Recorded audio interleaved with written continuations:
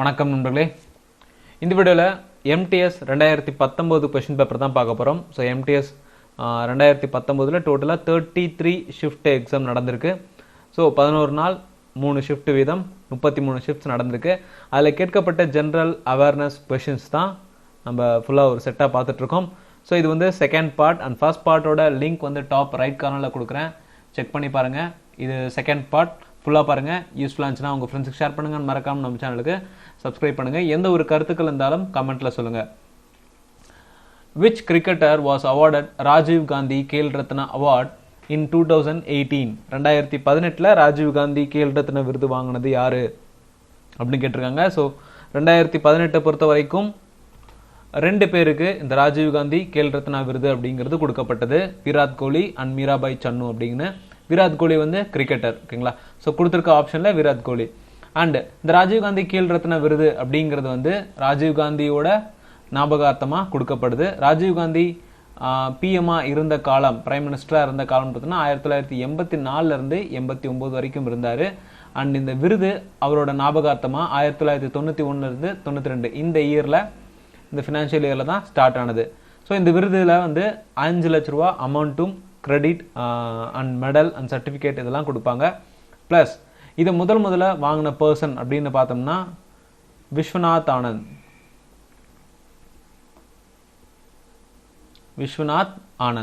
So first வாங்கின person பார்த்தோம்னா விஸ்வநாத் ஆனந்த். அந்த இப்போ ரீசெண்டாக 2021 பிரதமர் மோடி அவர்கள் ராஜீவ்காந்தி கேல் ரத்னா விருதை major Dhyan Chand, so hockey wizard அப்படின்னு அழைக்கப்படுற மேஜர் டயன் சந்த் கேல் ரத்னா விருதா மாற்றிருக்காரு. ஸோ இது ரொம்ப ஒரு கான்ட்ரவர்சியான டாபிக், ஓகேங்களா. பல வருஷமாக ராஜீவ்காந்தி பேரில் இருந்ததை திடீர்னு வந்து மேஜர் ஜயன் சந்த் கேல் ரத்னா விருது அப்படின்னு சொல்லிட்டு நான் அனௌன்ஸ் பண்ணுறேன் அப்படின்னு சொன்னார். அதுக்கு இவர் காரணமாக வந்து நாட்டு மக்கள் மேலே தான் சொன்னார். நாட்டு மக்கள்லாம் விருப்பப்படுறாங்க அப்படின்னு சொல்லிட்டாரு. ஸோ அடுத்து ராஜீவ்காந்தி கேல் ரத்னா விருதை பொறுத்த வரைக்கும் யார் யாருக்கு கொடுக்கப்பட்டிருக்கு அப்படிங்கிறத நம்ம பார்க்கலாம்.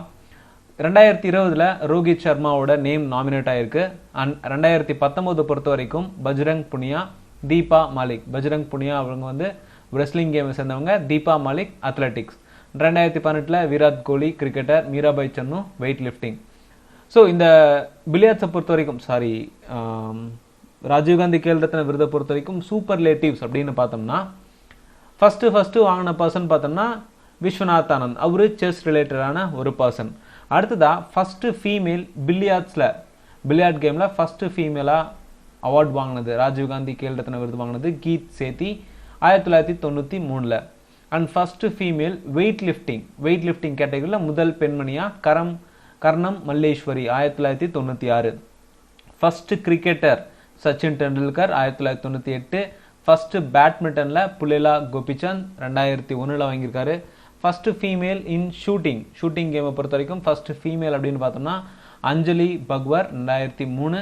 அண்ட் மேலில் அபினவ் பிந்த்ரா 2002 வாங்கிட்டாரு. இந்த விருது 1991 கொடுக்கப்பட்டிருக்கு வருது. இதுவரைக்கும் 36 ஸ்போர்ட்ஸ் பர்சனுக்கு கொடுக்கப்பட்டிருக்கு. ஸோ இந்த விருது எம்எஸ் தோனி, மகேந்திரன் சிங் தோனி அவர்களுக்கு 2008 கொடுக்கப்பட்டிருக்கு. அண்ட் சாய்னா நேவாலுக்கு 2010 இந்த விருது கொடுக்கப்பட்டிருக்கு. ஸோ இதெல்லாம் ராஜீவ்காந்தி கேல் ரத்னா விருதை பற்றின சில இம்பார்ட்டன்டான ஃபேக்ட்ஸ் அண்ட் நியூஸ். அடுத்து, which is the traditional painting of Odisha? So traditional painting of Odisha அப்படிங்கிறது வந்து பட்டச்சித்ரா. அண்ட் இந்தியாவோட ட்ரெடிஷ்னல் ஃபோக் ஆர்ட்,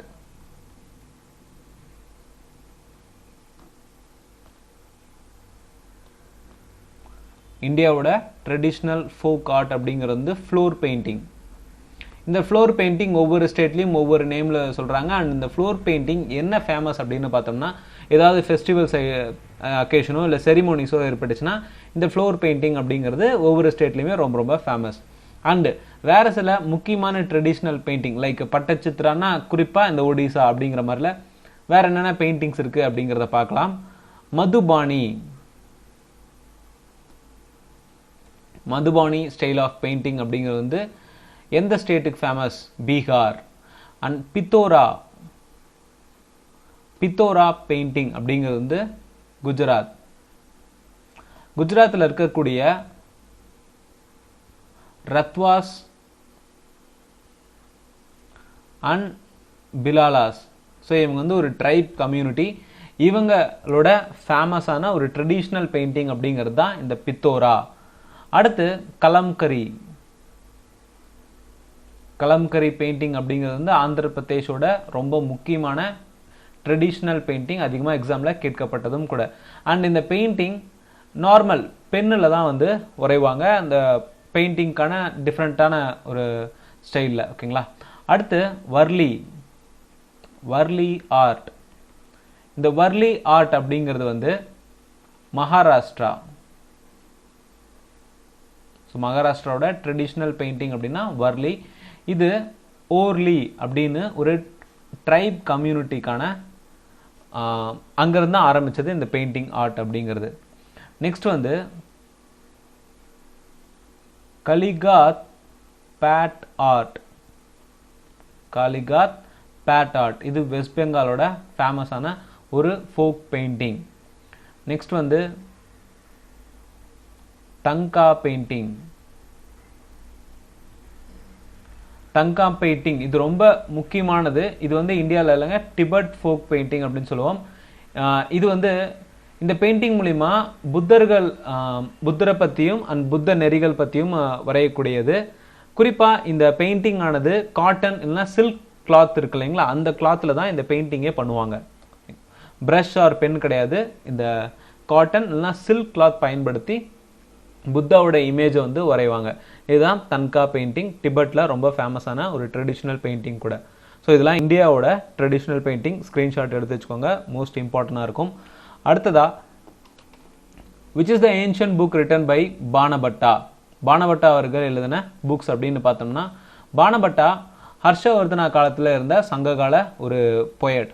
இவர் ஹர்ஷவர்தனா பற்றி ஹர்ஷச்சரித்ரா அப்படிங்கிற ஒரு ஃபேமஸான புக்கும் எழுதியிருக்காரு. அண்ட் கதம்பரி, இந்த ரெண்டு புக்குமே பானபட்டா எழுதின புக்ஸ். ஸோ இவர் ஒரு 7th செஞ்சுரியில் வாழ்ந்த ஒரு சான்ஸ்கிரிட் பொயட். ஸோ இவர் என்ன லாங்குவேஜில் எழுதுறாரு அப்படின்னு பார்த்தோம்னா சான்ஸ்கிரிட். அண்ட் இவர் இறந்தது, ஸோ ஒரு தடவை எக்ஸாமில் கேட்டிருக்காங்க, டைடு அப்படின்னு பார்த்தோம்னா கனூஜ். இவர் கனூஜ் அப்படிங்கிற பகுதியில் தான் இறந்திருக்காரு. Next, what is Parsi new year known as. Parsi new இயருங்கிறத வந்து பார்சின மக்கள் அப்படின்னு சொல்லுவோம். ஸோ அவங்களோட நியூ இயர் ஃபெஸ்டிவல் அப்படின்னு நேம் பார்த்தோம்னா நவ்ரோஸ்.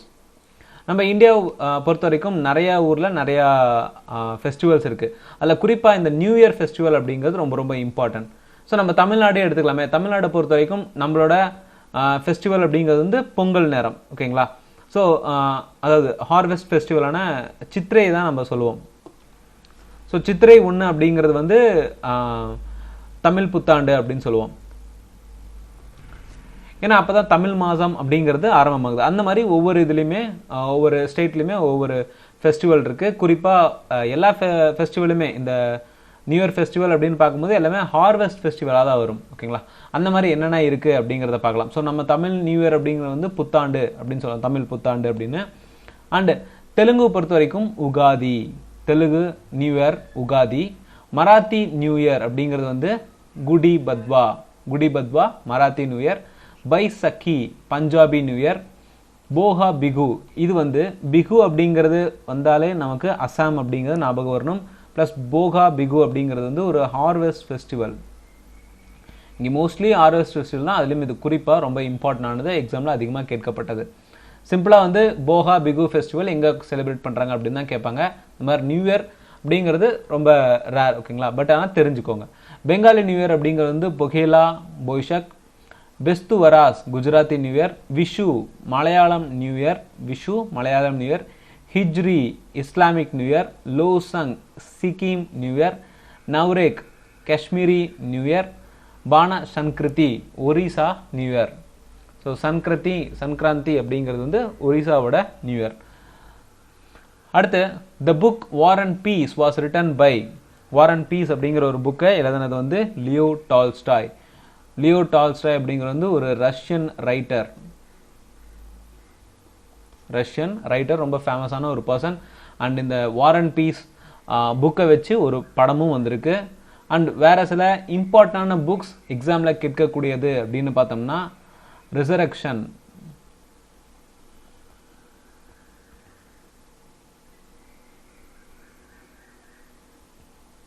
அண்ட் இந்த நேம்லேயும் ஒரு படமும் ரிலீஸ் ஆயிருக்கு, ரிசரக்ஷன் அப்படின்னு. And A confession,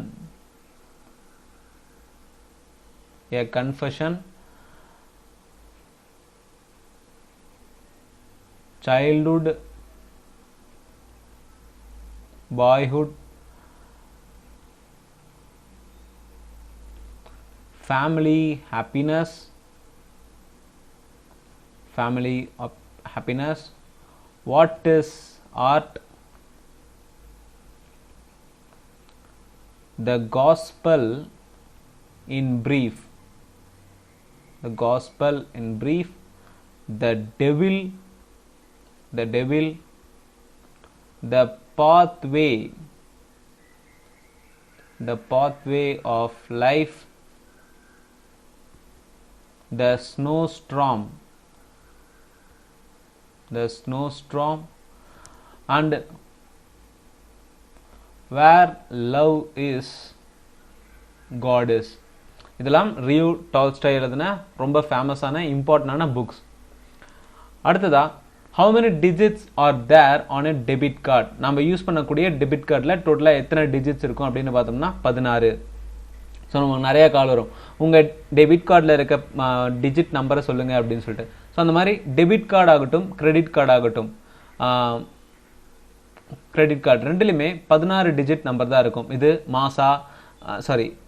master card, visa and discover payment, இது எல்லாமே வந்து 16 டிஜிட் நம்பர் இருக்கும்.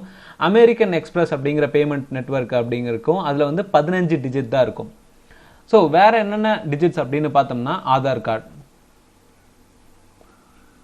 கார்டில் மொத்தமாக 12 டிஜிட் நம்பர் இருக்கும். அண்ட் தென் பேனில் டோட்டலாக 10 டிஜிட் நம்பர் மட்டும் இருக்காது, ஆல்ஃபா நியூமரிக்காக இருக்கும். ஓகேங்களா, ஆதாரை பொறுத்த வரைக்கும் நம்பர்ஸ் மட்டும் இருக்கும், நியூமரிக் லெட்டர்ஸ் மட்டும் இருக்கும். பட் பேனை பொறுத்த வரைக்கும் ஆல்ஃபா நியூமரிக்காக இருக்கும்.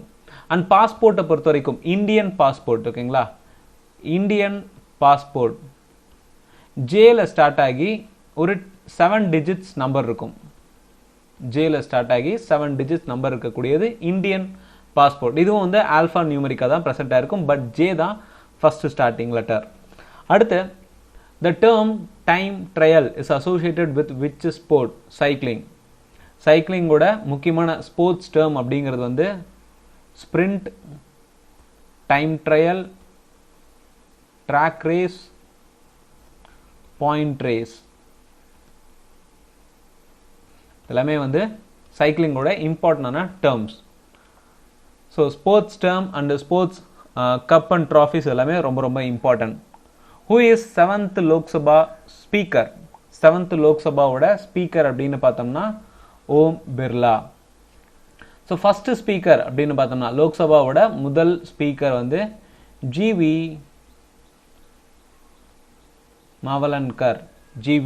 மவலன்கர். அண்ட் ஃபர்ஸ்ட் டெபுட்டி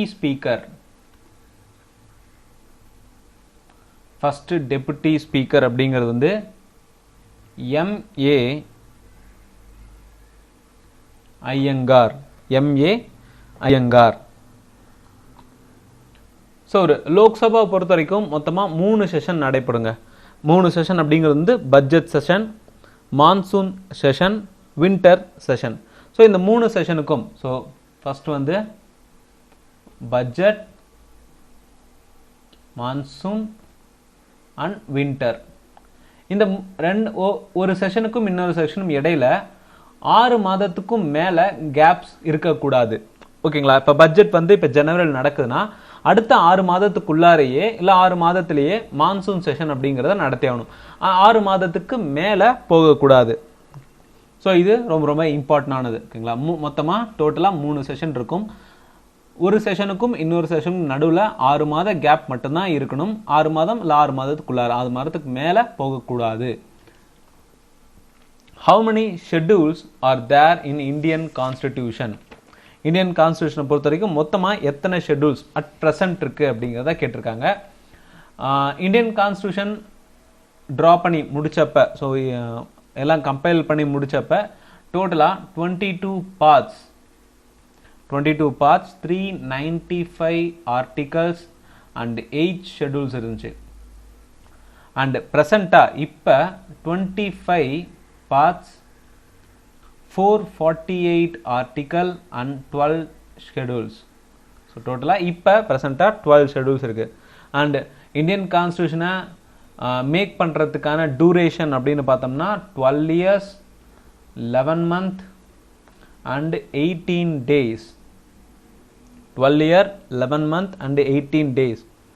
டோட்டலாக 300 பேர் பக்கம் இந்த இந்தியன் கான்ஸ்டியூஷனில் மேக் பண்ணுறதுக்கு அப்பா இருந்திருக்காங்க. ஓகேங்களா, அதாவது இனிஷியலாக வந்து 300 பேர் இந்த கான்ஸ்டியூஷனை மேக் பண்ணுறதுக்கு இருந்தாங்க. பட் கான்ஸ்டியூஷனை மேக் பண்ண போது எத்தனை கமிட்டிஸ் இருந்தது அப்படிங்கிற கேள்வியும் ரொம்ப இம்பார்ட்டன்ட். ஸோ கமிட்டின்னு பார்த்தோம்னா 13 கமிட்டி இருந்தது. அண்ட் நம்மளோட இந்தியன் கான்ஸ்டியூஷன் தான் வந்து lengthy and written constitution. Plus ரொம்ப முக்கியமானது என்ன டைப் ஆஃப் இந்தியன் கான்ஸ்டியூஷன், நம்மளோட இந்தியன் கான்ஸ்டியூஷனோட டைப் அப்படின்னு பார்த்தோம்னா partially rigid and partially flexible. ரொம்ப ரொம்ப important, partially rigid and partially flexible. And Indian கான்ஸ்டியூஷனில் மொத்தமாக 13 கமிட்டி இருக்குன்னு பார்த்தோம். அதில் final draft of the constitution, final draft of the கான்ஸ்டியூஷனை சப்மிட் பண்ணது என்ன கமிட்டி அப்படின்னு பார்த்தோம்னா மைனாரிட்டிஸ் சப் கமிட்டி. இதோட ஹெட், ஸோ சேர்மேன் அப்படின்னு பார்த்தோம்னா ஹெச்.சி. முகர்ஜி. ரொம்ப ரொம்ப இம்பார்ட்டண்டான கேள்வி. அடுத்ததா கான்ஸ்டியூஷனோட அட்வைசர், ஸோ கான்ஸ்டிடியூஷனல் அட்வைசர் பார்த்தோம்னா பி.என். ராவ். ஓகேங்களா, ஸோ அந்த 13 கமிட்டி பற்றி அப்புறமேட்டு நம்ம ப்ரீஃபாக பார்க்கலாம். இப்போதைக்கு இதெல்லாம் இம்பார்ட்டன்ட். ஓகேங்களா, அடுத்து according to the census 2011 what is the population density of India. So 2011 census அப்படிங்கிறது வந்து ரொம்ப ரொம்ப இம்பார்ட்டன்ட். அதுலேயும் குறிப்பாக பாப்புலேஷன் டென்சிட்டி அப்படிங்கிறது வந்து ஒரு ஸ்கொயர் கிலோமீட்டருக்கு 382 பேர் வாழ்கிறாங்க. ஒரு ஸ்கொயர் கிலோமீட்டருக்கு 382 பேர் வாழ்கிறாங்க அப்படின்னு சொல்லிட்டு சப்மிட் பண்ணாங்க. ஸோ இந்த சென்சஸ் அப்படிங்கிறது வந்து 10 வருஷத்துக்கு ஒரு தடவை நடக்கக்கூடியது. 2021 முதல் டிஜிட்டல் சென்சஸை ஆரம்பிச்சிருக்காங்க. ஸோ இது வரைக்கும் வந்து நார்மலாக மேனுவலாக இருந்துச்சு. பட் 2021 சென்சஸ் பார்த்தீங்கன்னா ஒரு டிஜிட்டல் சென்சஸ். ஸோ இந்த 2015 சென்சஸ் அப்படிங்கிறது வந்து 15th சென்சஸ் ஆஃப் இந்தியா. ரொம்ப முக்கியம். 15th சென்சஸ் ஆஃப் இந்தியா எப்போ எடுத்தாங்கன்னு பார்த்தோம்னா 2011. அண்டு இது வந்து அதாவது பிரிட்டிஷ் காலத்துலேருந்தே சென்சஸ் அப்படிங்கிற முறை இருந்துக்கிட்டு தான் இருக்குது. ஆஃப்டர் இண்டிபெண்டன்ஸ்க்கு அப்புறம் இது எத்தனாவது சென்சஸ் அப்படின்னு பார்த்தோம்னா 7th census after independence.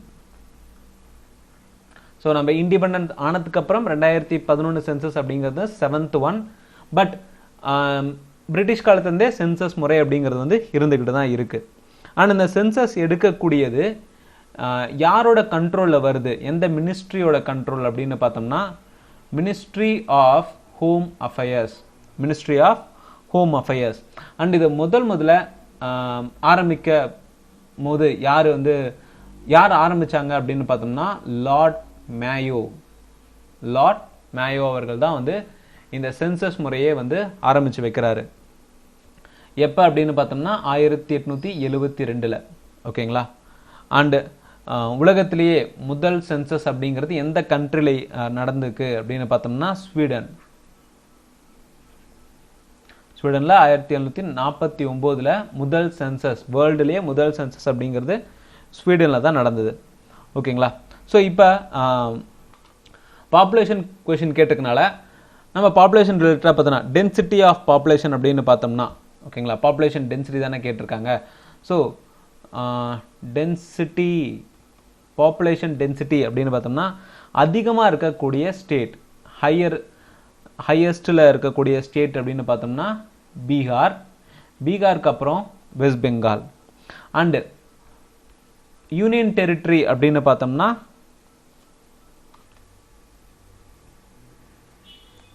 Union territory வந்து டெல்லி. ஸோ லோயஸ்ட் டென்சிட்டி அப்படின்னு பார்த்தோம்னா அருணாச்சல பிரதேஷ்.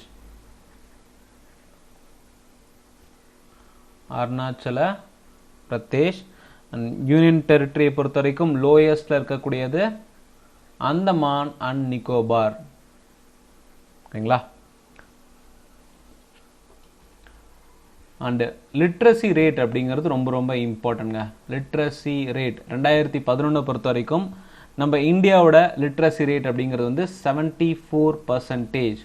அதில் மேல்ஸ், ஸோ மேல்னு பார்த்தோம்னா 82.14% அண்ட் ஃபீமேல் வந்து 65.46%.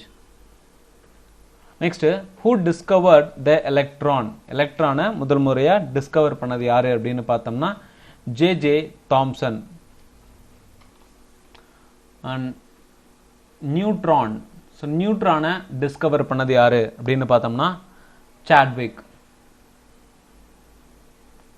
Neutron discovered by Chadwick. Proton and nucleus discover பண்ணது வந்து எர்னஸ்ட் ரூதர்ஃபோர்ட். அண்ட் வேற சில முக்கியமானதுன்னு பார்த்தோன்னா பை மேசன், இதுவும் வந்து ஒரு சப்அட்டாமிக் பார்ட்டிகல் தான். பை மேசனை டிஸ்கவர் பண்ணது யுகாவா. அண்ட் குவாக்ஸ் அண்ட் பாசன்ஸ், இதுவும் வந்து ஒரு சப்அட்டாமிக் பார்ட்டிகல்ஸ் தான். ஓகேங்களா? இதில் இந்த பாசன் அப்படிங்கிறத கண்டுபிடிச்சவர் தான் ரொம்ப இம்பார்ட்டன்டானது. பாசன் அப்படின்னு கண்டுபிடித்தவர் வந்து சத்யேந்திரநாத்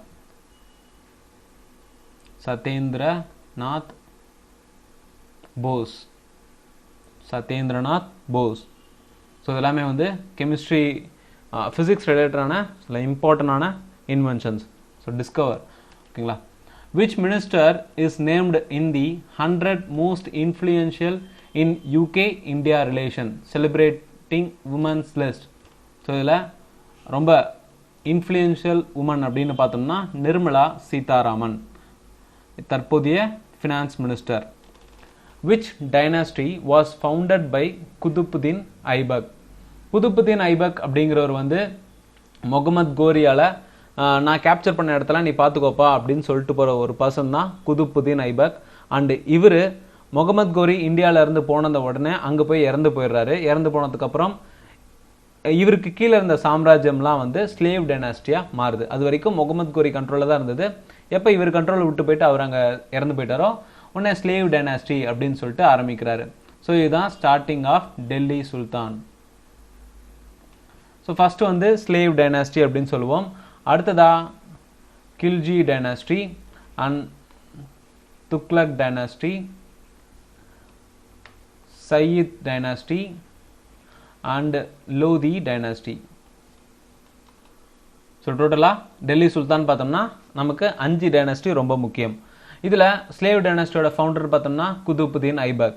அண்ட் கில்ஜி டைனாஸ்டியோட ஃபவுண்டர்னு பார்த்தோம்னா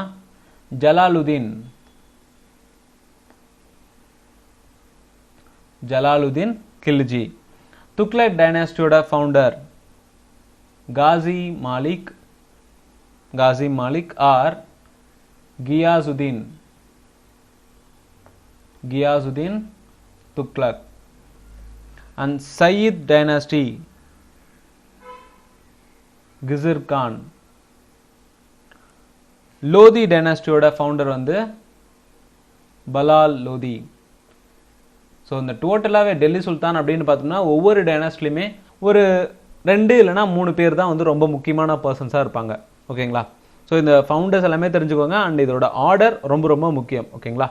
அடுத்து, under which article of Indian constitution Hindi is declared as official language? So ஹிந்தியை எந்த ஆர்டிக்கல் அடிப்படையில் அஃபீஷியல் லாங்குவேஜ் அப்படின்னு சொல்கிறாங்கன்னு பார்த்தோம்னா ஆர்டிக்கல் 343 அடிப்படையில். And official language commission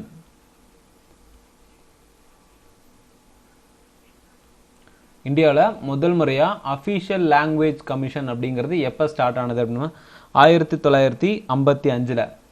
first ஹெட்டாக இருந்தது வந்து பிஜி கர். ஃபஸ்ட் ஹெட் வந்து பிஜி கர். அண்ட் இந்த கமிஷனுக்கு அப்புறமா ஒரு ஆக்ட் வந்து பாஸ் பண்ணுறாங்க. Official language act 1963. Official language act 1963. So இந்த ஆக்ட் மூலிமா ஒவ்வொரு ஸ்டேட்டும் அவங்களோட லாங்குவேஜை இது பண்ணிக்கலாம். அந்த யூனியனுக்கு அந்த லாங்குவேஜை செலக்ட் பண்ணக்கூடிய அதிகாரம் இருக்குது. As of now 8th schedule பிரகாரம் இந்தியாவோட லாங்குவேஜஸ் அப்படின்னு பார்த்தோம்னா மொத்தமாக 22 லாங்குவேஜஸ். அஃபீஷியல் லாங்குவேஜ் அப்படின்னு பார்த்தோம்னா ஸோ இந்த கான்ஸ்டியூஷனில் இருக்கக்கூடிய அங்கீகாரம் பெற்ற லாங்குவேஜ் அப்படின்னு பார்த்தோம்னா 22 லாங்குவேஜஸ். அதுலேயும் குறிப்பாக இந்த லாஸ்ட்டாக என்னெல்லாம் ஆட் பண்ணாங்க அப்படிங்கிறது தான் முக்கியமான கேள்வியாகவே இருந்துகிட்ருக்கு. ஓகேங்களா? ஸோ லாஸ்ட்டாக வந்து அதிகமாக கேட்கக்கூடியது அப்படின்னு பார்த்தோம்னா இந்த 21st அமெண்ட்மெண்ட் ஆக்ட் மூலிமா சிந்தி அப்படிங்கிற லாங்குவேஜ் வந்து ஆட் பண்ணாங்க. And 71st amendment act. So இந்த ஆக்ட் மூலிமா கொன்கனி, மணிப்பூரி, நேபாளி இந்த 3 லாங்குவேஜும் வந்து 71st அமெண்ட்மெண்ட் ஆக்ட் மூலிமா 8th ஷெட்யூலில் ஆட் பண்ணது. And then 92nd amendment act. So இந்த ஆக்ட் மூலிமா சந்தலி, மைத்லி, போடோ அண்ட் டோக்ரி. ஸோ இந்த 3 ஆக்டுமே ரொம்ப முக்கியம். இந்த 3 ஆக்ட்லையும் என்னென்ன லாங்குவேஜ் பாஸ் பண்ணாங்க அப்படிங்கிறதும் ரொம்ப முக்கியம். பிகாஸ் இந்த 71st அமெண்ட்மெண்ட் ஆக்டும் 92nd அமெண்ட்மெண்ட் ஆக்டும் ஆட் ஒன் அவுட்டில் கேட்கறதுக்கான வாய்ப்புகள் அதிகமாக இருக்குது. ஸோ ஆட் ஒன் அவுட்னு பார்த்தோம்னா இப்போ ஃபஸ்ட்டு சந்தலி, மைத்திலி, போடோ கொடுத்து 4வது ஆப்ஷனாக மணிப்பூரி அப்படின்னு சொல்லி கொடுத்துட்டாங்கன்னா ஸோ இந்த ஃபஸ்ட்டு 3மே வந்து 92nd, அந்த 71st அமெண்ட்மெண்ட்டில் இருக்கிறது தான் மணிப்பூரி. ஸோ அப்போ எனக்கு ஆட் அப்படின்னு பார்த்தோம்னா மணிப்பூரி. இந்த மாதிரி கேள்விகள் வரலாம். ஓகேங்களா? அண்ட் நெக்ஸ்ட் பார்த்தோம்னா who was the 5th Guru in Sikhism? So 5th Guru in Sikhism யாரு? குரு அர்ஜுன் தேவ். ஸோ சீக்கிசம் பொறுத்த வரைக்கும் 10 குருஸ் இருக்காங்கங்க. 10 குருஸுமே ரொம்ப ரொம்ப இம்பார்ட்டன்ட். இதை சீக்கிசம் அப்படிங்கிறத ஃபவுண்ட் பண்ணது வந்து குரு நானக். ஸோ இதுக்கு ஒரு சின்ன ட்ரிக் நான் சொல்கிறேன். ஓகேங்களா? ஸோ குரூப் ஆஃப் ஃப்ரெண்ட்ஸ் சேர்ந்து ஒரு படத்துக்கு போகிறாங்க. ஓகேங்களா? இதை மட்டும் ஞாபகம் வச்சுக்கோங்க. இதுதான் லைன். குரு நானக். ஓகேங்களா? குரு நானக் எனும் அங்கதன்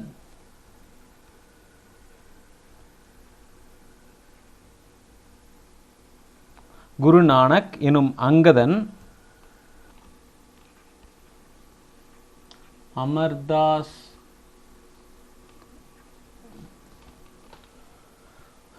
ஸோ இது படிக்கலாம். ஓகேங்களா? குருநானக் எனும் அங்கதனுக்கு அமர்தாஸ், ராம்தாஸ் என்று 2 நண்பர்கள். அவர்களுடன் அர்ஜுன் நடித்து கோவிந்த் ராய் தயாரித்த கிஷான் பகதூர் சிங் படத்துக்கு போகிறாங்க. ஸோ இதில் பார்த்தோம்னா எல்லா குருவுமே வந்துட்டாங்க. ஸோ ஃபஸ்ட்டு குரு அப்படின்னு பார்த்தோம்னா குரு நானக். ஸோ இவர் ஃபஸ்ட்டு குரு. அடுத்ததா குரு அங்கத் அப்படின்னு சொல்லிட்டு 2வது குரு. 3வது குரு குரு அமர்தாஸ். 4வது குரு குரு ராம்தாஸ். அண்ட் 5வது குரு அர்ஜுன் தேவ். What ever. ஓகேங்களா? தேவ் அப்படிங்கிறது ஷார்ட்டா. ஓகேங்களா? அர்ஜுன். அண்ட் 6வது குரு குரு கோவிந்த். ஸோ அவரோட ஃபுல் நேம் 6வது குரு அப்படின்னு பார்த்தோம்னா ஹர்கோவிந்த். 6வது குருன்னு பார்த்தோம்னா குரு ஹர்கோவிந்த். அடுத்ததா 7வது குரு அப்படின்னு பார்த்தோம்னா ராய். 7வது குரு வந்து ஹர் ராய் 7வது குரு. அண்ட் 8வது குரு வந்து ஹர் கிசான். ஹர்கிசான் 8வது குரு. 9வது குரு பகதூர், தேஜ் பகதூர். 9வது குரு தேஜ் பகதூர். அண்ட் 10வது குரு கோவிந்த் சிங். 10வது குரு கோவிந்த் சிங். ஓகேங்களா? ஸோ 10 சீக் குருவும் கவர் பண்ணிட்டோமா? ஓகேங்களா? ஸோ குருநானக் எனும் அங்கதனுக்கு அமர்தாஸ், ராம்தாஸ் என்று 2 நண்பர்கள். அவர்களுடன் அர்ஜுன் நடித்து கோவிந்த் ராய் தயாரித்த கிசான் பகதூர் சிங் படத்துக்கு போறாங்க. Simple, clear? ஓகேங்களா? ஸோ அடுத்து, which quantities have its SI unit named after Blaise Pascal? So இவர் வந்து ஒரு இன்வென்டர். ஓகேங்களா? இவர் நேம்ல வரக்கூடிய ஒரு யூனிட்னு பார்த்தோம்னா பாஸ்கல். பாஸ்கலோட யூனிட் வந்து எந்த யூனிட் எதுக்கு இருக்குன்னு பார்த்தோம்னா ப்ரெஷர். ஸோ பாஸ்கல் அப்படிங்கிற யூனிட் வந்து எதுக்கு, எந்த குவான்டிட்டிக்கு நம்ம சொல்லுவோம்? ப்ரெஷருங்கிறதுக்கு. அடுத்து, who presented the union budget of India for maximum times? அதிகமான தடவை யூனியன் பட்ஜெட்டை ப்ரெசென்ட் பண்ண ஒரு பர்சன் பார்த்தோம்னா மொரார்ஜி தேசாய். அண்ட் இப்போ ரீசெண்டாக நிர்மலா சீதாராமன் அவர்கள் தான் வந்து பட்ஜெட்டை ப்ரெசென்ட் பண்ணாங்க. நிர்மலா சீதாராமன் தான் தற்போதைய finance minister.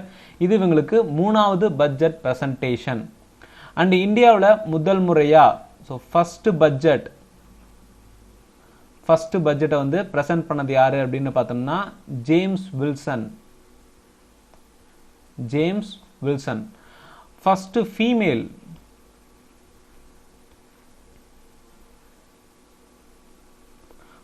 Female to present budget அப்படின்னு பார்த்தோம்னா இந்திரா காந்தி.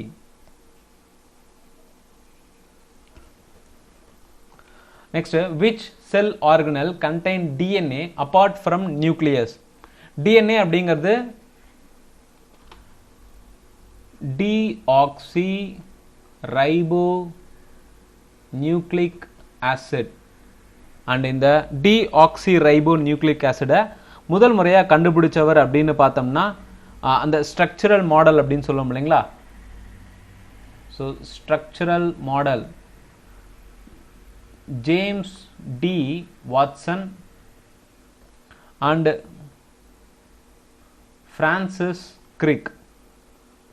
அண்ட் முதல் முறையா ஸோ இந்த ஸ்ட்ரக்சரல் மாடல் தான் வந்து, அதாவது டிஎன்ஏங்கிறது வந்து இந்த வளைஞ்சு வருது இல்லைங்களா, இந்த மாதிரி மாடலில் ஒரு இருக்கு அப்படின்னு அதோட ஷேப்பை சொன்னது தான் வந்து James D Watson and Francis Crick. ஆனால் கண்டுபிடித்தவர் வேற ஒரு பர்சன். ஃபர்ஸ்ட் டைமா ஐடென்டிஃபை பண்ணது வந்து ஒரு ஸ்விஸ் கெமிசிஸ்ட் ஃப்ரெட்ரிச்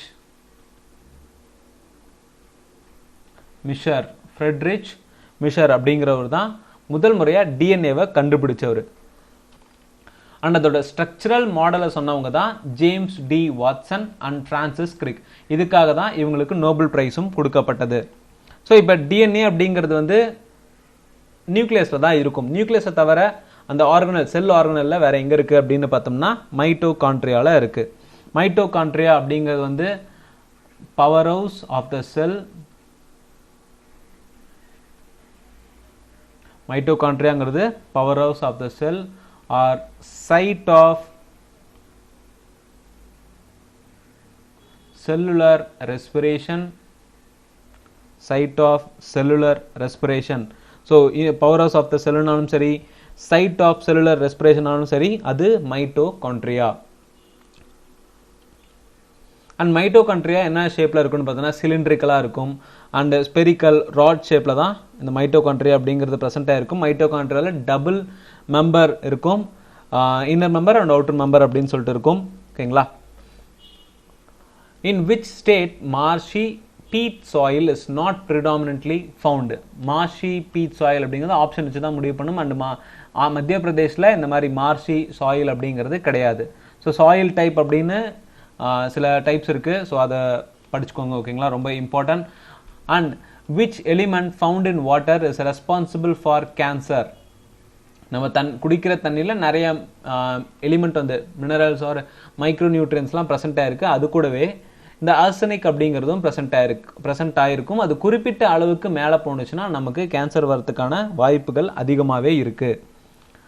அடுத்ததா, which disease is caused by severe deficiency of protein? So நமக்கு புரோட்டீன் டிஃபிஷியன்சி ஏற்படுதுன்னா நமக்கு என்ன வகையான நோய் வரும்? From the option kwashiorkor. Kwashiorkor அப்படிங்கிறது வந்து நமக்கு புரோட்டீன் டிஃபிஷியன்சி ஏற்பட்ட வரக்கூடிய ஒரு ரொம்ப கொடூரமான நோயின்னு சொல்லலாம். ஸோ இந்த குவாஷியோர்கர் அப்படிங்கிறது வந்து புரோட்டீன் டிஃபிஷியன்சியால் ஏற்படுது. வேற ஒன்றுன்னு பார்த்தோம்னா மராஸ்மஸ். இந்த குவாஷியோர்கர் அப்படிங்கிறது 1லேருந்து 5 வயசுக்குள்ளாரே ஒரு குழந்தைக்கு புரோட்டீன் டிஃபிஷியன்சி இருக்கிறத காட்டிடும். அண்ட் இந்த ஸ்டேஜில் தான் அதிகமான எஃபெக்டும் ஏற்படும். மராஸ்மஸ் அப்படிங்கிறது லெஸ் தென் 1 இயரில் ஏற்படக்கூடிய ரொம்ப உடம்புலாம் ஒரு மாதிரி சுருங்கி போயிடும். அண்ட் நம்ம உடம்புல 15% புரோட்டீனால் ஆனது தான். நம்ம ஹியூமன் பாடி அப்படிங்கிறது 15% புரோட்டீன்ஸ் இருக்கிறது. நம்ம உடம்புக்கு தேவையான எசென்ஷியல் புரோட்டீன்ஸ் அப்படின்னு பார்த்தோம்னா அதிகமாக நம்ம சாப்பிட்ற ஃபுட்லேருந்துலாம் கிடைக்குது. ரிச்சஸ்ட் சோர்ஸ் அப்படின்னு பார்த்தோம்னா, ஸோ இப்போ நம்ம விட்டமின் சி அப்படின்னா சிட்ரிக் ஆசிட் ப்ரெசென்ட்டாக இருக்க ஃப்ரூட் சொல்லுவோம். அது மாதிரி புரோட்டீன்ஸோட ரிச்சஸ்ட் சோர்ஸ் அப்படின்னு பார்த்தோம்னா groundnut, soybean, pulses, fish and finally meet. So இதெல்லாம் வந்து ப்ரோட்டீன் சோர்சஸ் அதிகமாகவே இருக்குது. குறிப்பாக இந்த சோயாபீனில் வந்து 30 to 35% ஹையஸ்ட் ப்ரோட்டீன் இருக்குது அப்படின்னு சொல்கிறோம். ஓகேங்களா? இந்த ப்ரோட்டீன்ஸ் எதுக்காக நமக்கு தேவைப்படுதுன்னு பார்த்தோம்னா உடம்புல அமினோ ஆசிட்ஸ் ப்ரொடக்ஷனுக்காக தான் இந்த ப்ரோட்டீன்ஸ் அப்படிங்கிறதே தேவைப்படுது. நம்மளோட செல்லாம் வந்து கரெக்டாக ஒர்க் ஆகணும் அப்படின்னா ப்ரோட்டீன் அப்படிங்கிறது ஒரு அவசியமான ஒன்று. அடுத்ததா Dhansiri is a tributary of which river? Dhansiri அப்படிங்கிறது வந்து பிரம்மபுத்திராவோட ட்ரிபியூட்டரி. பிரம்மபுத்திராவோட இன்னொரு நேம்ஸ் அப்படின்னு பார்த்தோம்னா திஹங்,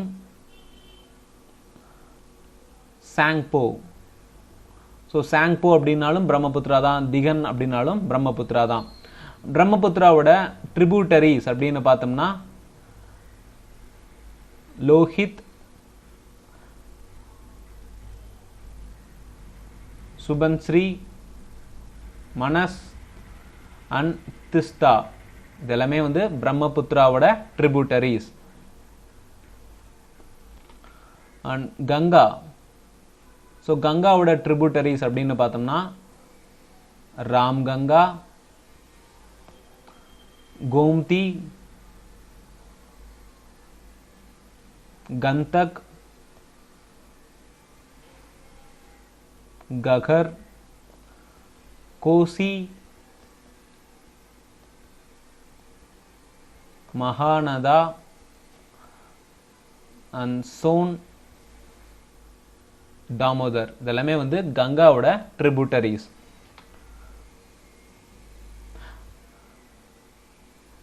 அண்ட் தென் யமுனா ஆல்சோ கங்காவோட ட்ரிபியூட்டரிஸ். அண்ட் யமுனாக்கும் நிறைய ட்ரிபியூட்டரிஸ் இருக்குங்க. யமுனாவோட ட்ரிபியூட்டரிஸ் அப்படின்னு பார்த்தோம்னா சாம்பல், சிந்த், பேட்வா, கின், டான்ஸ், ஷர்தா. இதெல்லாமே வந்து யமுனாவோட ட்ரிபியூட்டரிஸ். ஸோ அப்படியே சதர்ன் சைடு வந்தோம்னா முக்கியமான நதி அப்படின்னு பார்த்தோம்னா நர்மதாவோட ட்ரிபியூட்டரிஸ் ரொம்ப ரொம்ப இம்பார்ட்டன்ட். கோலார், துதி, ஹிரன், தவா, புக்கி. இதெல்லாமே வந்து நர்மதாவோட ட்ரிபியூட்டரிஸ். அண்ட் தப்பி. ஸோ தப்பி ஆர் தப்தி அப்படின்னு பார்த்தோம்னா பூர்ணா, கிர்னா, போரி, அனர். இதெல்லாமே வந்து தப்பியோட ட்ரிபியூட்டரிஸ். அண்டு ரொம்ப ஃபேமஸான கோதாவரியோட இன்னொரு பேர் அப்படின்னு பார்த்தோம்னா விருத் கங்கா. கோதாவரியோட இன்னொரு நேம் விருத் கங்கா, ரொம்ப இம்பார்ட்டன்ட். கோதாவரியோட ட்ரிபியூட்டரிஸ் பார்த்தோம்னா இந்திராவதி,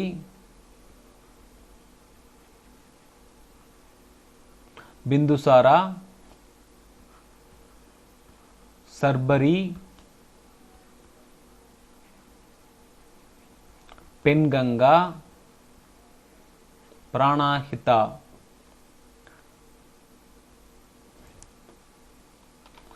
அண்ட் கிருஷ்ணா. ஸோ எக்ஸாமுக்கு ரொம்ப இம்பார்ட்டண்டான ட்ரிபியூட்டரிஸ் மட்டும் தாங்க பார்த்துட்டு இருக்கோம். கிருஷ்ணான்னு பார்த்தோம்னா துங்கபத்ரா, கத்தப்பிரபா, பீமா. ஸோ ட்ரிபியூட்டர்ஸ் பொறுத்த வரைக்கும் ரிப்பீட்டடாக நீங்கள் பார்க்க தான் உங்களுக்கு ஈஸியாக மனப்பாடம் ஆகும். வேதவதி, கொய்னா, வர்ணா. ஸோ இந்த ரெண்டுமே ரொம்ப இம்பார்ட்டன்ட். கொய்னா அப்படின்னு சில நேரம் எக்ஸாமில் கேட்டிருக்காங்க. Koyna and Warna and Dindi and Musi, Dudh Ganga.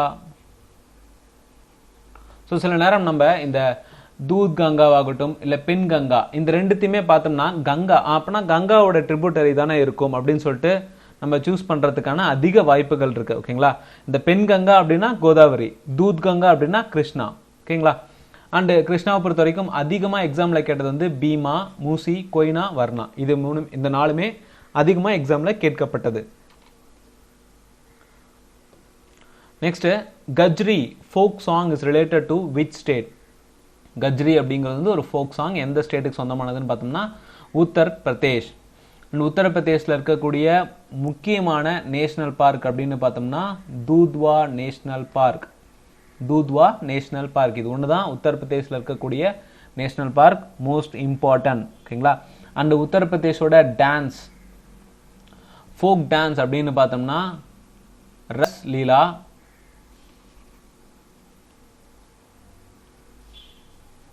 ரஸ்லீலா, Zohra, ஜைதா, kajri and Chhapeli. இதெல்லாமே வந்து உத்தரப்பிரதேஷோட most important folk dancers. Next, who has been appointed as MD and CFO of World Bank in July 2019? CFO, Chief Financial Officer அப்படின்னு பார்த்தோம்னா அன்சுலா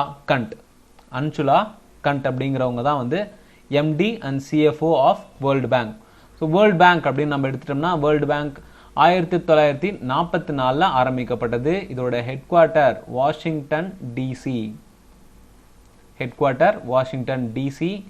வேர்ல்டு பேங்கோட president David Malpass. So chief economist ரொம்ப முக்கியம். Recent அப்பாயின்மெண்ட்ல chief economist of world bank அப்படிங்கிறது most important Carmen Reinhart. And executive director இதுவும் ரொம்ப important Rajesh Khullar. And senior advisor to executive director. So executive டைரக்டரே வந்து ராஜேஷ் குல்லர். அவருக்கு சீனியர் அட்வைசர் அப்படின்னு பார்த்தோம்னா ராஜீவ்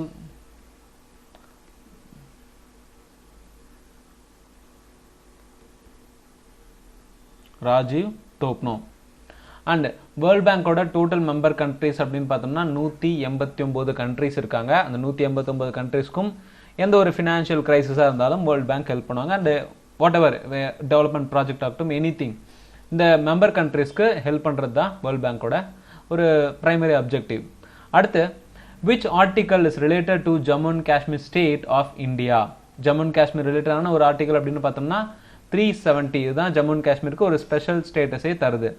ஜம்மு அண்ட் காஷ்மீரில் இருக்கக்கூடிய முக்கியமான நேஷனல் பார்க் அப்படின்னு பார்த்தோம்னா Salim Ali or city forest. Salim Ali national park, Dachigam national park and Kishtwar national park. இதெல்லாமே வந்து ஜம்மு அண்ட் காஷ்மீரோட இம்பார்ட்டன்டான பார்க்ஸ். ஸோ டான்சஸ்,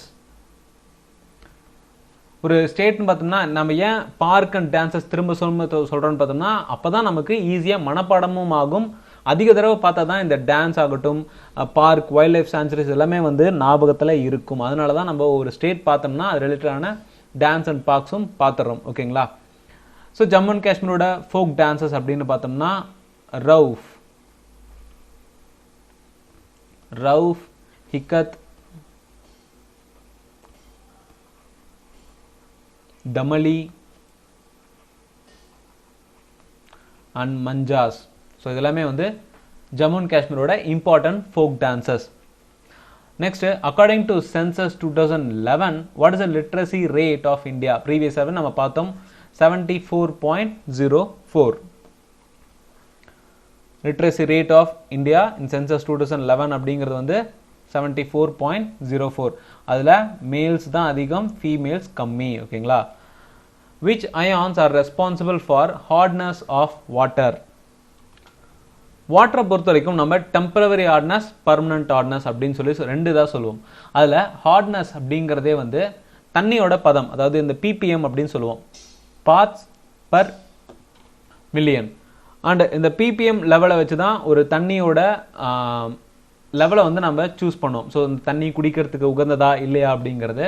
அண்ட் இதுக்கு முக்கியமான காரணம் அப்படின்னு பார்த்தோம்னா கால்சியம் அண்ட் மெக்னீஷியம் அயான்ஸோட கண்டென்ட் தான்.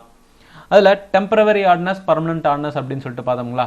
So temporary and permanent hardness. இந்த டெம்பரவரி ஹார்ட்னஸ் அப்படிங்கிறது வந்து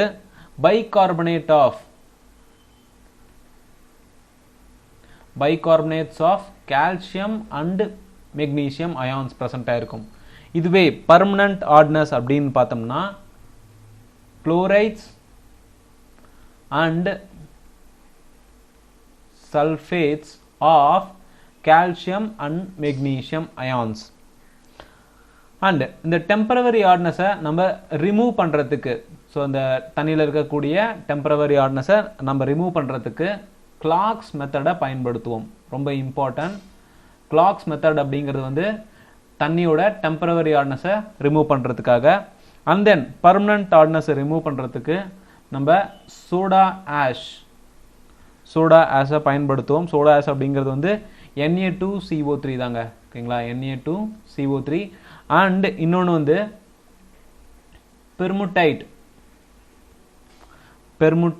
process. Okay, permanent hardness and temporary hardness ரெண்டுமே வந்து கால்சியம் அண்ட் மெக்னீஷியம் அயான்ஸை பொறுத்து தான். ஹார்ட்னஸ் அப்படின்னா calcium and magnesium ions. And அது கூட பைகார்பனேட் சேர்ந்தா அது temporary hardness, chloride and sulphate சேர்ந்தா permanent hardness. Clear? Next, when was first amendment made to the Indian Constitution? First amendment அப்படிங்கிறது வந்து 1951 ஏற்படுத்தினாங்க. ஸோ இது வரைக்கும் இந்தியாவில், அதாவது அட் ப்ரெசன்ட் வந்து 104 அமெண்ட்மெண்ட் ஆக்ட் வந்து பாஸ் பண்ணியிருக்காங்க. ஸோ டோட்டலாக 104 அமெண்ட்மெண்ட்ஸ் பாஸ் பண்ணியிருக்காங்க நம்மளோட இந்தியன் கான்ஸ்டியூஷன்ஸில். அடுத்து, in which state of India the only floating park in the world is situated? Floating park வந்து எங்கே சிச்சுவேட் ஆகிருக்கு அப்படின்னு பார்த்தோம்னா மணிப்பூர். அண்ட் ஃப்ளோட்டிங் ரிலேட்டடானது ரொம்ப இம்பார்ட்டன்ட்ங்க. ஓகேங்களா? அண்ட் இப்போ ரீசெண்டாக கூட MTS எக்ஸாமில் கூட ஃப்ளோட்டிங் பார்க் வந்து ரிலேட்டடாக கேட்டிருந்தாங்க. அதாவது floating solar park. So biggest floating solar park எங்கே அமைக்கப்பட்டிருக்கு அப்படின்னு பார்த்தோம்னா தெலுங்கானா. அண்ட் வேர்ல்டுலேயே முதல் முறையாக ஒரு ஃப்ளோட்டிங் நியூக்ளியர் பிளான்ட், வேர்ல்டில் முதல் முறையாக ஒரு ஃப்ளோட்டிங் நியூக்ளியர் பிளான்ட்டை ஆப்ரேஷனுக்கு கொண்டு வர போகிறது Russia. Floating nuclear plant. And then இந்தியாவில், ஸோ இந்தியாவில் சில முக்கியமானது மட்டும் பார்க்கலாம். ஓகேங்களா? இந்தியாவில் லார்ஜஸ்ட்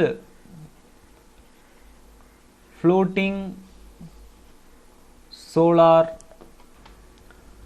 பிவி ப்ராஜெக்ட். பிவி அப்படிங்கிறது வந்து ஃபோட்டோ வோல்டாயிக். ஸோ அது மூலிமா தான் வந்து லைட் எனர்ஜியை எலக்ட்ரிக்கல் எனர்ஜியாக நம்ம கன்வெர்ட் பண்ணுவோம்.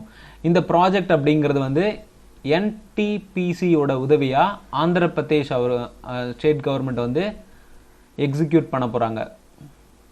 அண்ட் அது எங்கே அப்படின்னு பார்த்தோம்னா Visakhapatnam. Most important. And world's largest floating solar farm அப்படிங்கிறது வந்து இந்தோனேஷியாவில் ஆரம்பிக்க போகிறாங்க. இந்தோனேஷியாவில் இப்போ கன்ஸ்ட்ரக்ஷனில் இருக்குது. அண்டு இந்த சோலார் ஃபார்மை அமைக்கிறதுக்கு எந்த கண்ட்ரிலேருந்து இந்த இந்தோனேஷியாவுக்கு ஹெல்ப் கிடைக்குது அப்படின்னு பார்த்தோம்னா சிங்கப்பூர்லேருந்து ஒரு கம்பெனி வந்து இந்தோனேஷியாவில் வேர்ல்ட்ஸ் லார்ஜஸ்ட் சோலார் ஃபார்மை உருவாக்க போகிறாங்க. India's first floating LNG storage. LNG அப்படிங்கிறது liquefied natural gas and regasification.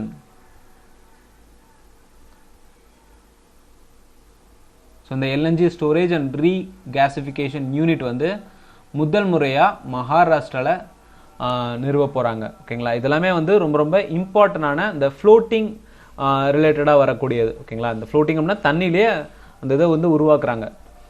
அடுத்ததா, when did the நான் கோஆப்ரேஷன் மூமெண்ட் எண்ட்? நான் கோஆப்ரேஷன் மூமெண்ட் அப்படிங்கிறது வந்து ஷார்ட்டாக NCM அப்படின்னு சொல்லுவோம்.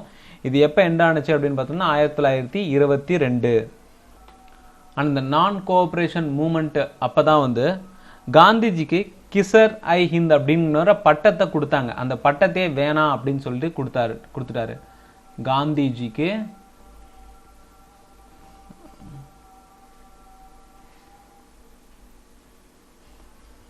கிசர் ஹை இந்த் இந்த டைட்டிலை அவரு திரும்ப கொடுத்துட்டாரு.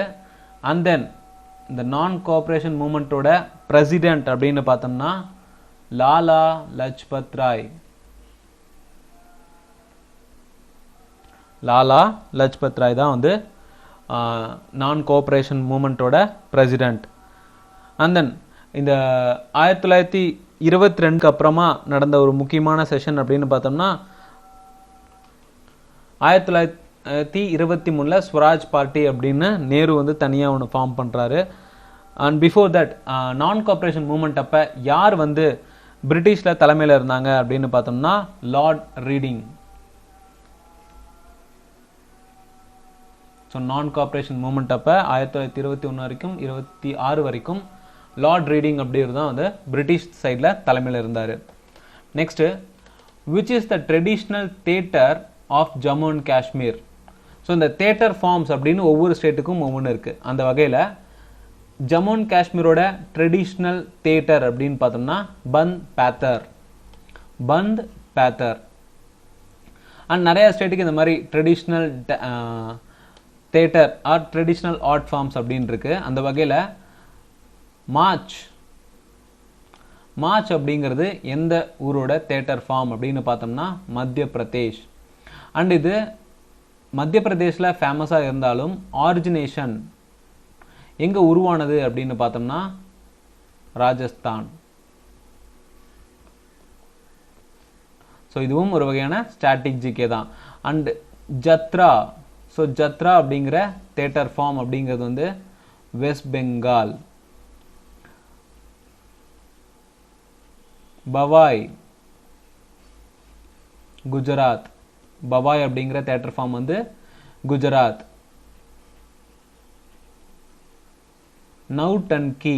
நௌட்டன்கி வந்து உத்தர் பிரதேஷ்.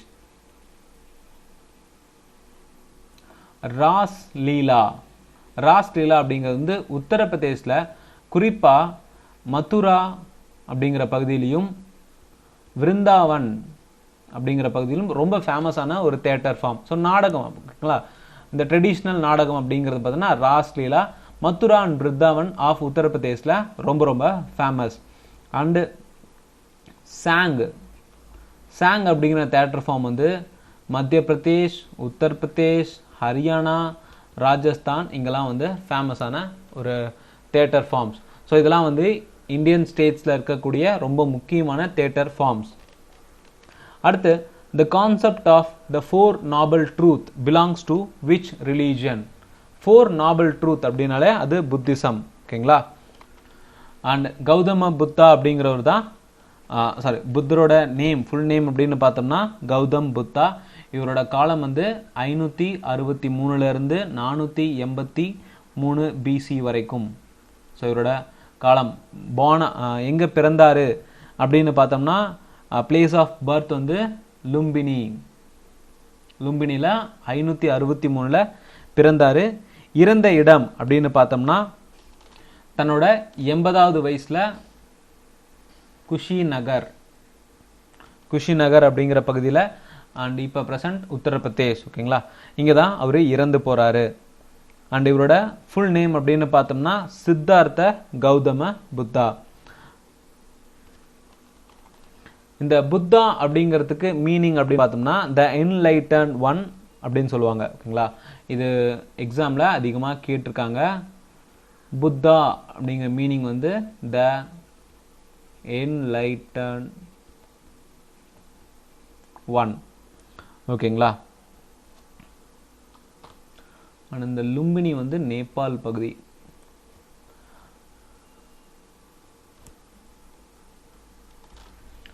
புத்தாருக்கு தன்னோட 16வது வயதுல யசோதரா அப்படிங்கிறவங்க கூட மேரேஜ் ஆகுது. தன்னோட 16வது வயதுல யசோதரா அவங்க கூட மேரேஜ் ஆகுது. அவங்களுக்கு ஒரு பையன் இருக்காங்க, ரகுலா. அவங்களோட பையன் வந்து ரகுலா.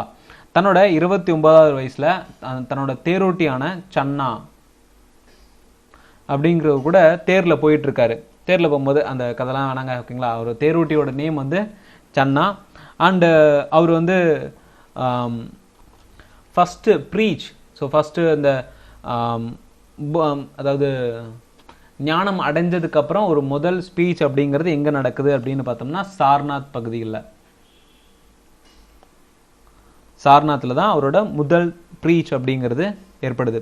ஸோ புத்திசம்னு எடுத்துட்டாலே நமக்கு ஞாபகம் வர வேண்டியது 4 கவுன்சிலுமே நமக்கு ஞாபகம் இருக்கணும். ஓகேங்களா. இந்த 4 கவுன்சிலையுமே பிரசிடென்ட் யாரு, அது எங்க நடந்தது அப்படிங்கிறது most important. So first council, so நான் வந்து பிளேஸ் மட்டும் நம்ம பார்க்கலாம். ஸோ ஃபர்ஸ்ட் கவுன்சில் அப்படிங்கிறது வந்து ராஜ்கிர்ல நடந்தது. ஃபர்ஸ்ட் கவுன்சில் அப்படிங்கிறது வந்து ராஜ்கிர். அந்த டைம்ல யாரு டைனாஸ்டியா இருந்ததுன்னு பார்த்தோம்னா Haryanka dynasty. Second Buddhist council வந்து வைஷாலியில் நடந்தது. அண்ட் அந்த பீரியட்ல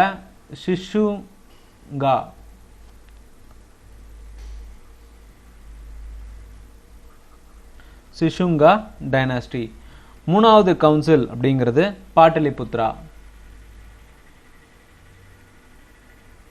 பாட்டலிபுத்ரால மௌரியன் டைனாஸ்டி பீரியட்ல நடந்தது.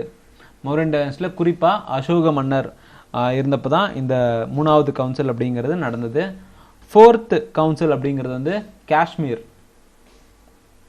காஷ்மீர்ல குஷானா டைனாஸ்டி. அண்ட் கிங் வந்து அந்த டைம்ல இருந்த மன்னர் அப்படின்னு பார்த்தோம்னா கனிஷ்கா. ஓகேங்களா.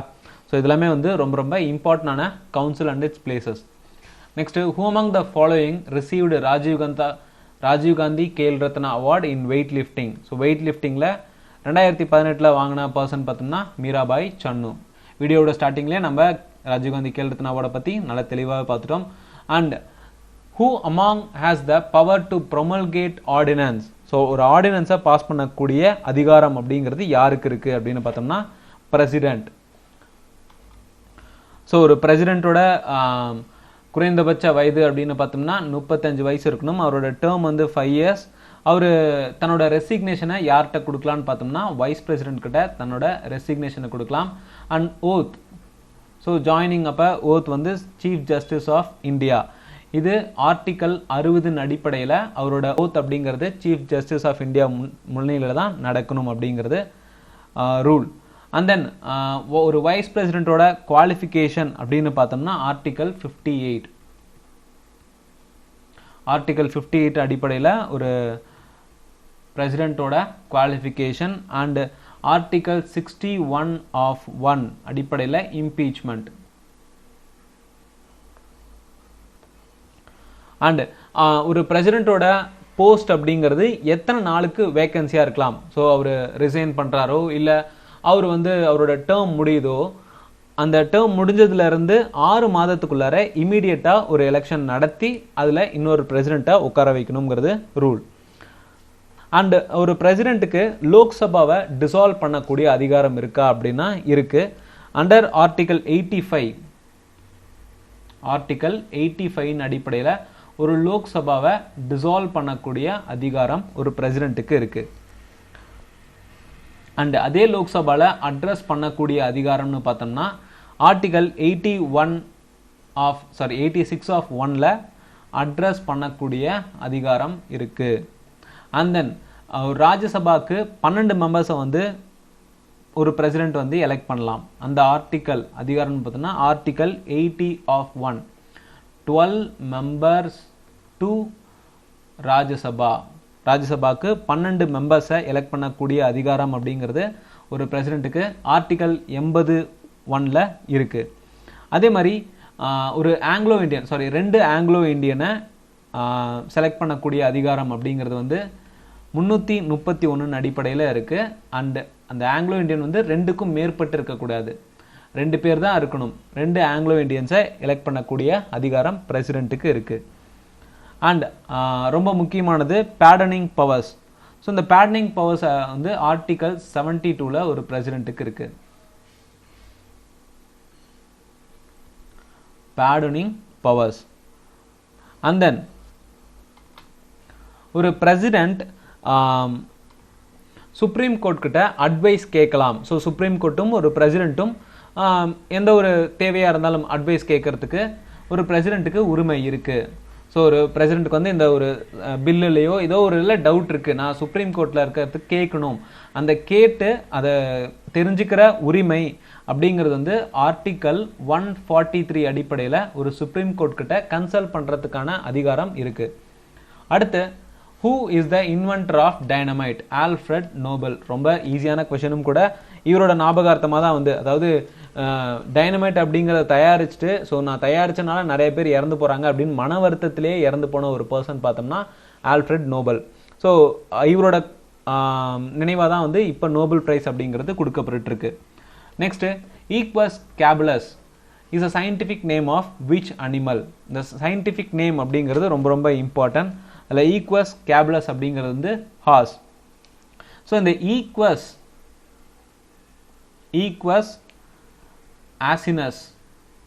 ஆசினஸ் அப்படிங்கிறது வந்து ass. And ஈக்வஸ்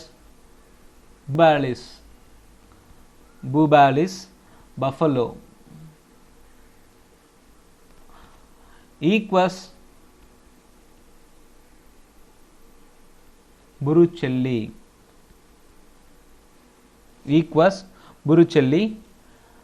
zebra. And equus caballus வந்து ஹார்ஸ். ஸோ இதெல்லாம் ஈக்வஸ் அப்படின்னு ஸ்டார்ட் ஆகக்கூடிய சில சயின்டிஃபிக் நேம்ஸ். ஓகேங்களா?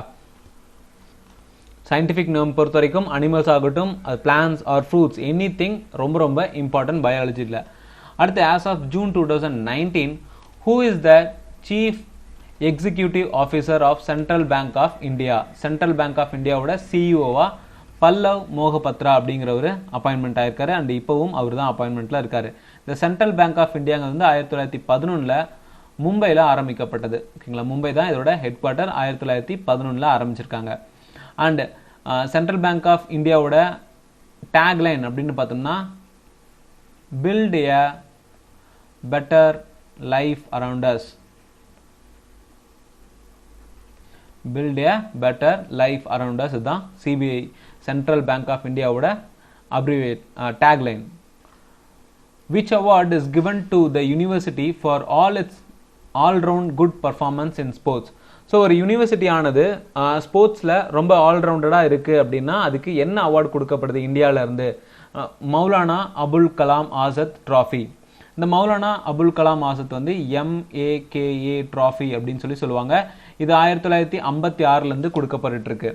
இப்போ ரீசெண்டாக வாங்கின ரீசன்ட் வின்னர்ஸ் 2020 அப்படின்னு பார்த்தோம்னா பஞ்சாப் யூனிவர்சிட்டி. ஸோ பஞ்சாப் அப்படின்னா பஞ்சாப்ல இல்லைங்க, இந்த பஞ்சாப் யூனிவர்சிட்டி வந்து சண்டிகரில் இருக்கு. அண்ட் தென் 2019 இந்த பஞ்சாப் யூனிவர்சிட்டி தான் வின் பண்ணியிருக்காங்க. 2017 to 18 இந்த அகாடமிக் இயரில் குரு நானக் தேவ் குரு நானக் தேவ் யூனிவர்சிட்டி அம்ரிஸ்தர். குரு நானக் தேவ் யூனிவர்சிட்டி அம்ரிஸ்தர் தான் விருது வாங்கியிருக்காங்க. ஸோ இதெல்லாம் வந்து இந்த மௌலானா அபுல் கலாம் ஆசாத் டிராஃபியோட winners. And which vitamin deficiency is related to osteoporosis? Sorry, which vitamin is related to osteoporosis? Vitamin D. So vitamin D அப்படிங்கிறது வந்து calciferol. விட்டமின் டி அப்படிங்கிறது வந்து calciferol. இது நம்ம ஸ்கின்னிலேயே உடம்புலேயே உருவாகக்கூடிய சிந்தசிஸ் ஆகக்கூடிய விட்டமின்ஸ் அப்படின்னு பார்த்தோம்னா 2 விட்டமின் இருக்கு. ஒன்று விட்டமின் டி அண்ட் இன்னொன்று விட்டமின் கே. விட்டமின் டிங்கிறது வந்து ஸ்கின்ல உருவாகக்கூடியது. விட்டமின் கேங்கிறது வந்து நம்மளோட லிவர்ல உருவாகக்கூடியது. ஓகேங்களா?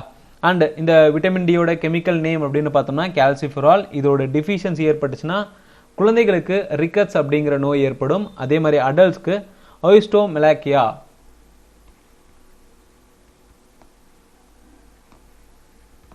ஓயிஸ்டோமெலாக்கியா அண்ட் ரிக்கட்ஸ் இந்த 2 நோயும் ஏற்படும் டிஃபிஷியன்சி ஏற்பட்டால்.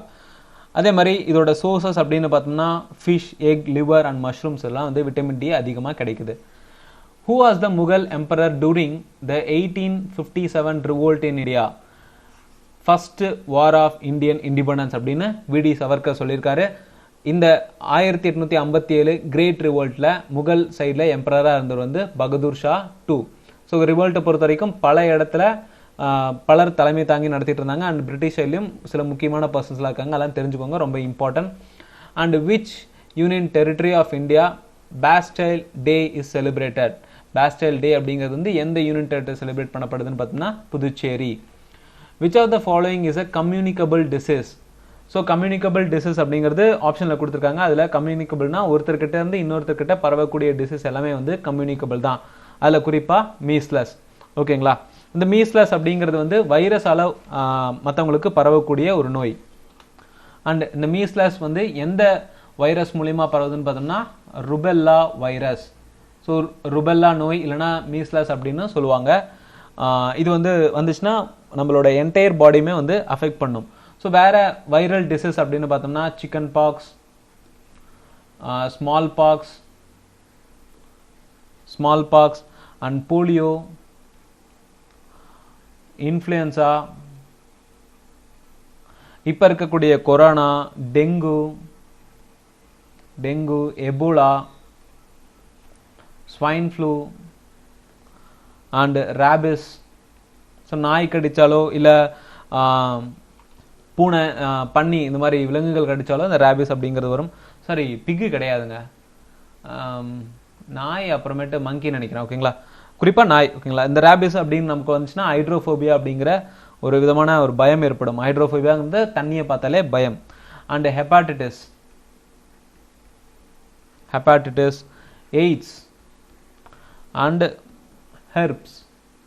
ஸோ இந்த ஹெர்ப்ஸ் அப்படிங்கிறது ஒரு வகையான ஸ்கின் டிசீஸ். ஓகேங்களா? Next, who is the writer of the book thoughts on Pakistan? இந்த தாட்ஸ் ஆன் பாகிஸ்தான் புக் எழுதினது வந்து B.R. அம்பேத்கர். அம்பேத்கர் வந்து 1891 பிறந்திருக்காரு. அண்ட் 1956 டெல்லியில் இறந்திருக்காரு. இவரோட முக்கியமான புக்ஸ் அப்படின்னு பார்த்தோம்னா thoughts on Pakistan, the untouchability,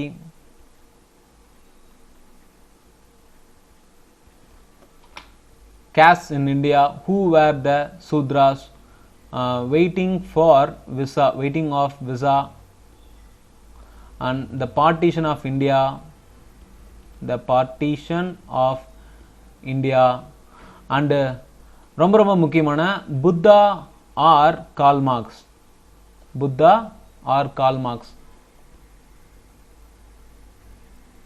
and Gandhi and Gandhism, and decline and fall of Buddhism in India, states and minorities.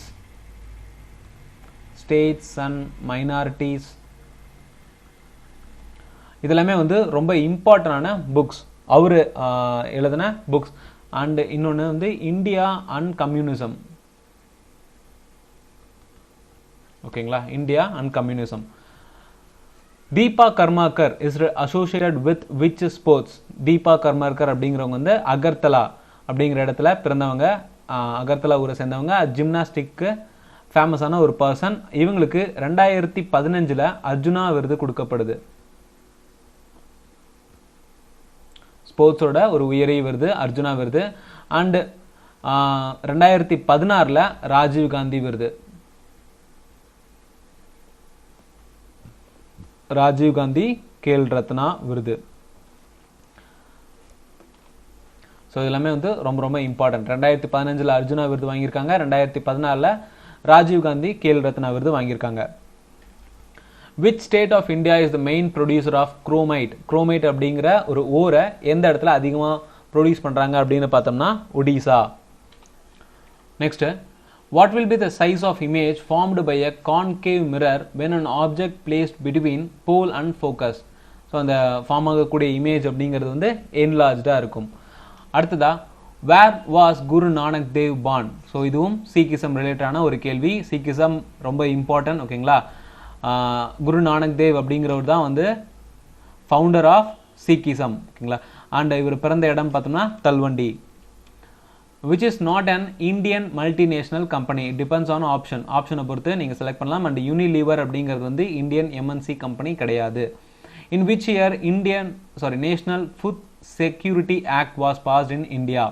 National food security act அப்படிங்கிறது 2013 மன்மோகன் சிங் தலைமையில் இருந்தப்ப பாஸ் பண்ண ஒரு முக்கியமான ஆக்ட். மன்மோகன் சிங். ஓகேங்களா? அடுத்து, which state Hampi dance festival is celebrated? ஹம்பினாலே நம்மளோட விஜயநகர சாம்ராஜ்யம் ஞாபகம் வரணும். ஸோ விஜயநகர சாம்ராஜ்யம்னா எங்க இருந்தது? கர்நாடகா. அப்ப ஹம்பி டான்ஸ் ஃபெஸ்டிவல் கர்நாடகா. கர்நாடகாவோட இப்போ ரீசன்ட் நியூஸ் அப்படின்னு பார்த்தோம்னா, இந்த நேஷனல் எஜுகேஷன் பாலிசி 2020 சொல்லி ஒன்று பாஸ் பண்ணாங்க. இந்த பாலிசியை முதல் முறையாக இம்ப்ளிமெண்ட் பண்ண ஸ்டேட் அப்படின்னு பார்த்தோம்னா அது கர்நாடகா. ஓகேங்களா? அண்ட் கர்நாடகாவோட இம்பார்ட்டண்டான பார்க் அப்படின்னு பார்த்தோம்னா Bandipur national park, Anshi national park, Bannerghatta national park, Kudremukh national park, Nagarhole national park or Rajiv Gandhi national park. ஓகேங்களா? நாகர்ஹோல் ஆர் ராஜீவ் காந்தி. அடுத்து இது வரைக்கும் நம்ம ஒரு 100 கொஸ்டின்ஸ் கவர் பண்ணியிருக்கோம். ஸோ பார்ட் 1 அண்ட் பார்ட் 2 பொறுத்த வரைக்கும் ஒரு 100 கொஸ்டின்ஸ் மட்டும் கவர் பண்ணியிருக்கோம். 4 ஷிஃப்ட் கவர் ஆயிருக்கு. ஸோ வீடியோ யூஸ்ஃபுல்லாக இருந்துச்சுன்னா உங்கள் ஃப்ரெண்ட்ஸ்க்குலாம் ஷேர் பண்ணுங்க. மறக்காம நம்ம சேனலுக்கு சப்ஸ்கிரைப் பண்ணுங்க.